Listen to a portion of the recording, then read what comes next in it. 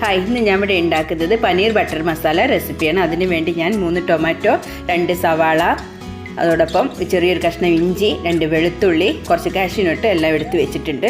സവാളയും ടൊമാറ്റോയും കട്ട് ചെയ്ത് വെക്കണം.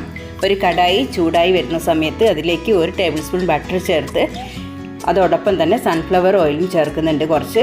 അത് ചൂടായി വരുന്ന സമയത്ത് അതിലേക്ക് 1/2 ടീസ്പൂൺ ജീരകവും ചെറിയ ജീരകം ചേർത്ത് സവാളയും കാഷ്യൂനട്ടും ചേർത്ത് നന്നായിട്ട് വഴറ്റാം. ഇഞ്ചി വെളുത്തുള്ളിയും പിന്നെ അതോടൊപ്പം തന്നെ ടൊമാറ്റോയും ചേർത്തിട്ട് നന്നായിട്ട് വഴറ്റി ഇതൊന്ന് വഴന്ന് വരുന്ന സമയത്ത് 1 ടേബിൾ സ്പൂൺ കാശ്മീരി ചില്ലി പൗഡറും 1/2 ടീസ്പൂൺ ഗരം മസാലയും ചേർക്കാം.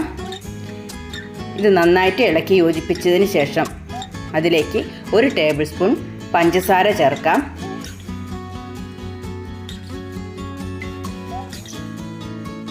പഞ്ചസാരയും ചേർത്ത് നന്നായിട്ട് ഇളക്കി അതിലേക്ക് ആവശ്യത്തിന് ഉപ്പും ചേർത്ത്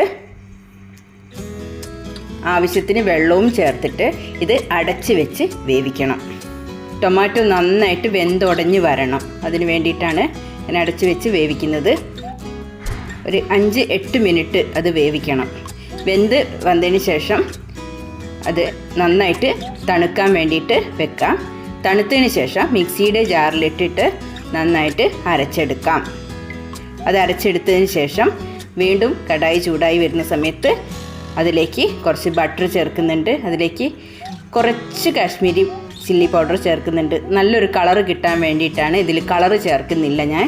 അതുകൊണ്ട് അതിലേക്ക് ഈ അരച്ച മിക്സ് ചേർത്തിട്ട് വീണ്ടും ആവശ്യത്തിന് വെള്ളം ഒഴിച്ചിട്ട് നന്നായിട്ട് വെന്ത് വരാൻ വേണ്ടിയിട്ട്, വെന്തിട്ടുണ്ടെങ്കിലും കുറച്ചുകൂടി തിളച്ച് വരണം.